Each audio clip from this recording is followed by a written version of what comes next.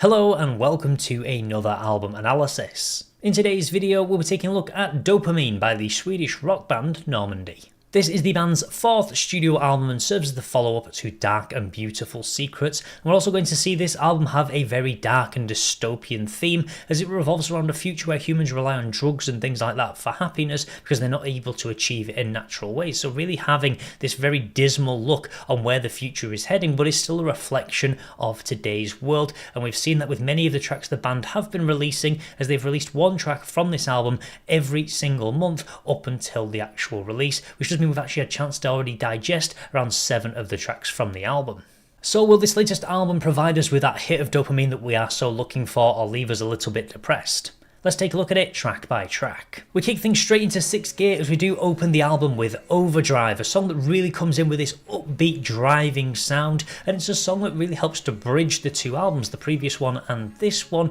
by actually making multiple references to Philip throughout the track and really having these demon-like switches in vocals like the voices in his head. And that's because most of Dark and Beautiful Secrets was written from his experiences and his perspectives, and we can really see how they're doing that. Feels like I'm on the edge of something taking over me, so really just kind of looking at that past album and then taking that into the future to really explore this dystopian idea. So I really like the way that it kind of forms that bridge between the two and really just kind of closes the last chapter and opens this one. And it also does it in a way that has these very dark and gritty moments, especially in the chorus. It really helps to set this sound that we're expecting with this much more dystopian feel by really kind of bringing the tone down a little bit despite having something very upbeat, and really just kind of serves as the perfect opener to really get the album going by providing some of the energy but also really touching on some of the different aspects we've seen across the previous album and this one. Then we inject ourselves straight into track 2, which is Serotonin, and the final track we did get to hear before the release of the album. And something that really comes across very strongly is this was one of my favourite singles the band did release. Has these very scratchy vocals, almost as we're reaching into this pit of despair. It makes references to cutting such as I need blood, edge of a knife, and a variety of lyrics, and we saw that in the music video as well. Really just showing these extremely low points, how you need this shot of serotonin, you need this drug injected into your veins to feel happiness. So really just showing some strong elements the band really wanted to bring across. Also some beautiful songwriting on this track. Green thoughts on a blue mind, really touching how people can become envious of those that are actually able to find happiness, and how it can cause hurt people to try and hurt people, and really just kind of spread this negativity and really just have this impact on others because they are envious of how others may come across or how happy other people may be. So it really highlights how envy can kind of drop into sadness and depression. Now it can also loop into later tracks in the album. They've really kind of encompassed everything in the album as a whole, and we're just showing this external source of serotonin as you can no longer feel happy. So really again touching on this dystopian future that they really wanted to explore, whilst also keeping some of these very gritty, sharp moments really come across in this track, which really made it one of the standouts from the singles that was released. Then we do bloom into something a little bit more positive with a much springier sound and much more anthemic coming in for Flowers from the Grave, a song about not saving your best till later in life or not waiting too late in life to actually bloom. The idea of constantly seeing this tunnel light throughout the track, don't you save the flowers for the grave, and it's a beautiful metaphor that really touches on the idea of people just kind of waiting for these great moments to come rather than seeking them out in the present day. It's something that we see a lot of music touch on, but this song really has a great metaphor for really showing that, the idea of throwing flowers onto somebody's grave and that end moment or blooming too late. So it really does set some very strong metaphors throughout this album, not only on this track. They also make great use of things such as the backing vocals to really give this song a much larger than life feel, to make it really bloom and really kind of expand itself, and also make the song much more inclusive. We do see a lot of the tracks on this album really have that ability to be sung by a crowd and have a much more powerful anthemic stylings that they really have kind of pushed in by producing something that's more on the pop and rock side than rather being slightly more aggressive, by just really having these very vibey sounds, certainly on this track, that really add to a much more uplifting nature compared to some of the other tracks.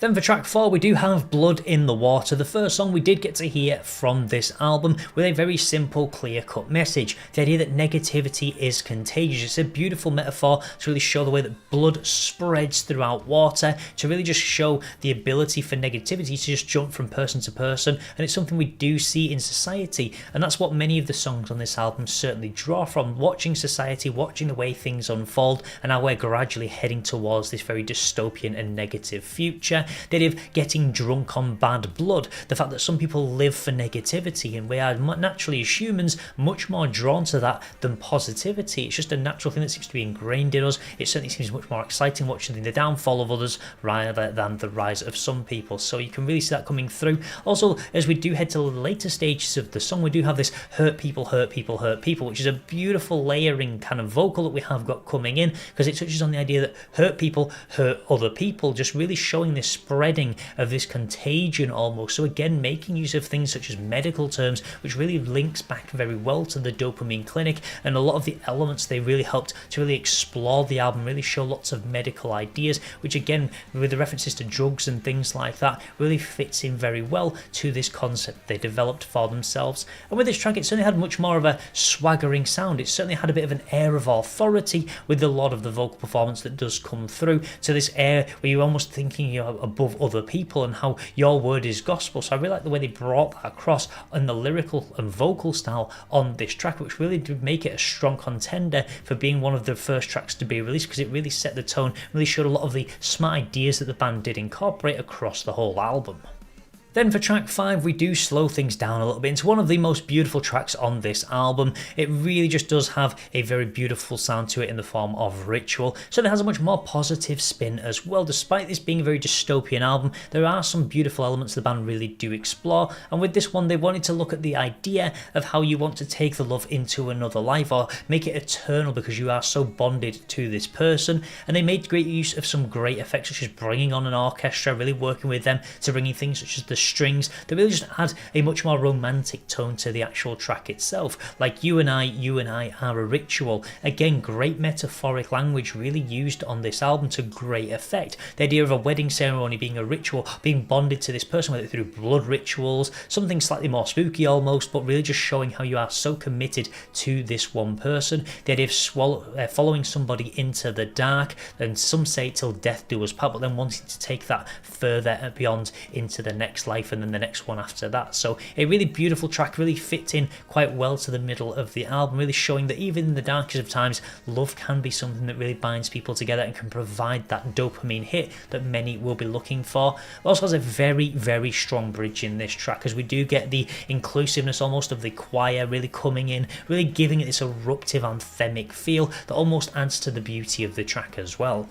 Then coming in at track 6 we do Flutter Away with Butterflies, a track that has a very sluggish plod to it and kind of builds the pace back up as we head away from Ritual into something a bit more pacey but not too heavy, and we also get these really bassy sounds and these haunting hollow sounds which fit in really well with some of the lyrics that do come through. Even in my dreams I feel you haunting me, so it has this haunting atmosphere that's really aided by the great use of piano, and we also get the return of multiple religious and medical terms really tying in with things such as ritual and things like that. The idea of these religious ceremonies, the medical terms really coming in to really just add a lot more power, and again continue to build around the concept the band have really shown. I feel for me this is one of the tracks that kind of didn't stand out quite as much as many of the others, but it's certainly one of those tracks that's very different to everything else on the album, just in the way that it has this very slow plod and it isn't really racing through, it just kind of just gradually moves through the track, and these bassy sounds can be quite eruptive at times when they kind of begin to kick in, but just provide this strong backbone for the song to have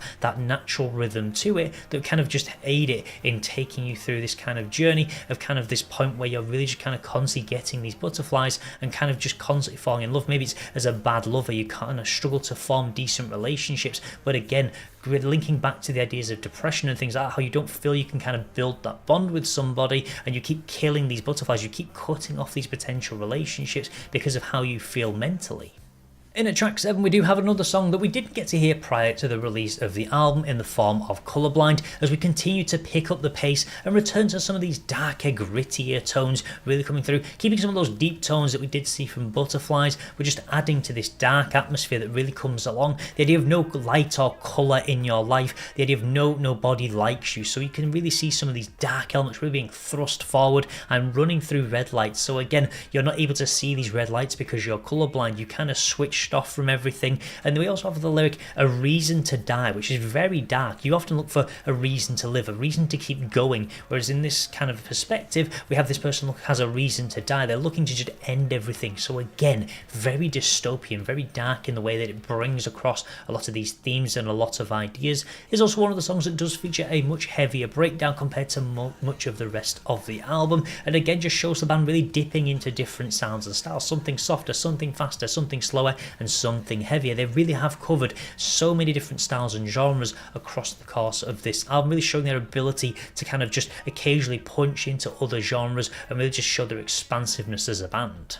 For track number 8 we do have the one collaboration that we do see featured on this album, Hourglass featuring Dani Winter-Bates of Bury Tomorrow, and it really just keeps these dark and eerie tones going, and it almost sounds tired in the vocal style that we do see from Philip Strand. I save my tears inside an hourglass, the idea of holding on to sadness and the idea of time healing wounds. We also get some interesting French translation as well, comme des fleurs nous fanons, which means like flowers we wither, so really just showing how that sadness, that darkness inside you can really just corrupt you and gradually cause you to wither away. And the ideas of tears in the hourglass, it gets damp, it stops this kind of sand from flowing at such a quick rate, so it becomes harder and harder to let go of these things if you allow them all to well up inside the hourglass. So again, more smart metaphoric lyrics that really show some very smart ideas. And even as we do get Dani Winter-Bates coming in, everything grows when you learn to give in. So this fact of eventually, if you allow yourself to let go of certain things, you can begin to grow, but you can hold yourself back. So we do also get some really interesting jarring mixes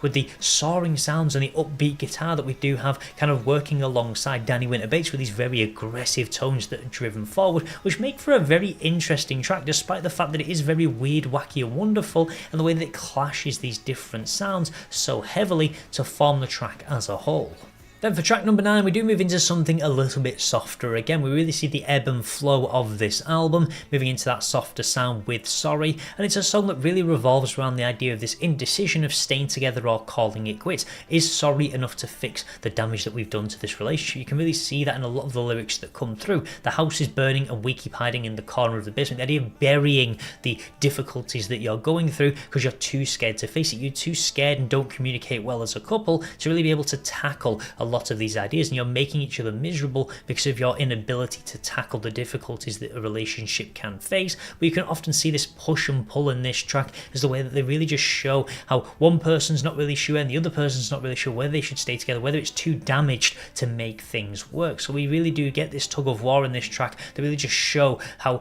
this confusion can really lead to a lot of depressive states because of the fact that you just don't really know where you stand in this situation. You still love this person, but you don't know whether it's better to kind of continue with them or let them go, and we can really see that as the track moves through, just this constant indecisiveness that never really reaches a resolution.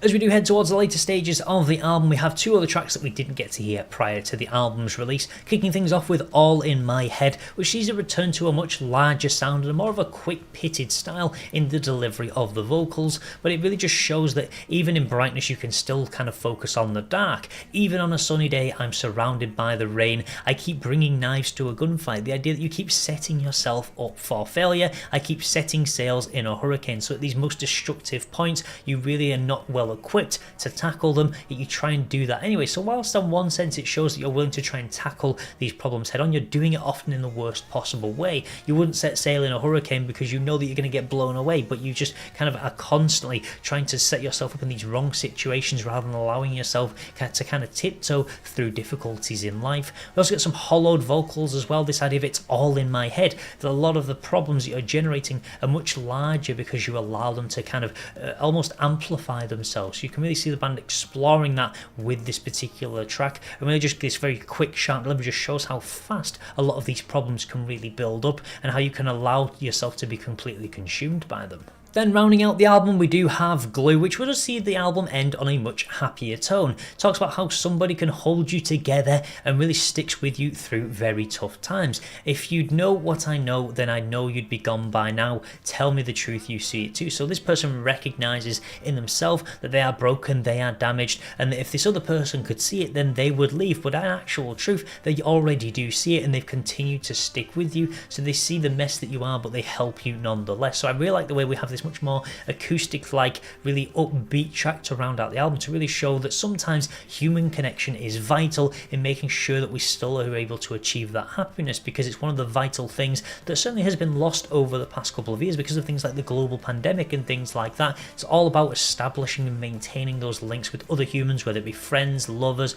anybody like that, and how other people can be the glue that hold you together through some of the most difficult times in life, and you don't always have to face it alone. So I really like the way the band chose to end with this track, really ending it on this much more positive note rather than this really dark, horrible ending that we do face, showing that there is almost a light at the end of the tunnel. Overall, I do think this is a very strong showing from the band, so not only on the musical side, because they do explore so many different sounds and styles. They have something soft, something heavy, something fast, something slow, but one of the main strengths of this album is the beauty of the songwriting. There is so much metaphor, there's so much meaning and depth to a lot of the lyrics and the themes that the band have explored, which does mean that I think unfortunately it will be a very underappreciated album. I think most people just hearing the music may find it a little bit jarring, the constant swapping of styles and sounds, but if you really dig deep into the actual songwriting, it really pulls out a lot of the beauty of this album. There's so much packed in there that may go unnoticed to most people, but if you really do pick the album apart, you really see the true strength that resides within it,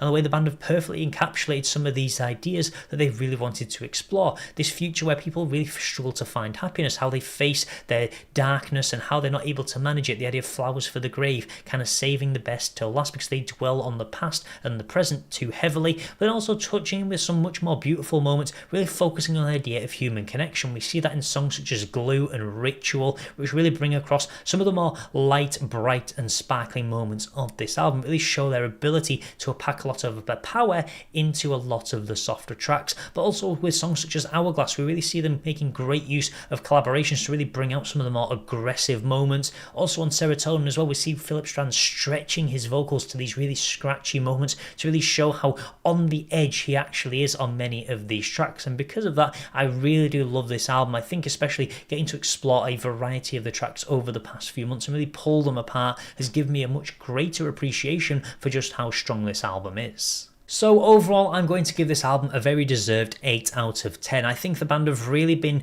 able to make strong use of the past 3 albums, pull lots of different sounds and styles from each of them, and really incorporate the Dopamine Clinic and a lot of the ideas into the concept very well. They've really beautifully explored human connection, and I do think the band will just continue to go from step to step. For some people, it may be a slightly more jarring album because of that slight change. They've moved slightly more away from some of the rock elements we did see on previous albums, or some of the heavier elements, and really have gone towards slightly more of a pop sound with many of the tracks on this album. But I think it's great to see the band continue to evolve and explore and really tackle something that they feel is very genuine to them, as we did see on Dark and Beautiful Secrets as well, rather than Philip Strand looking at his personal kind of battles that he's faced, rather looking at it on a global scale and how it can apply to so many people, really taking an observational look at the way the world is, or the way the world will be. So there we have it, our dopamine treatment has been delivered, but I would love to know your thoughts about this album in the comments section below. Let me know your rating out of 10 and how you feel it lives up to some of the other band's previous albums.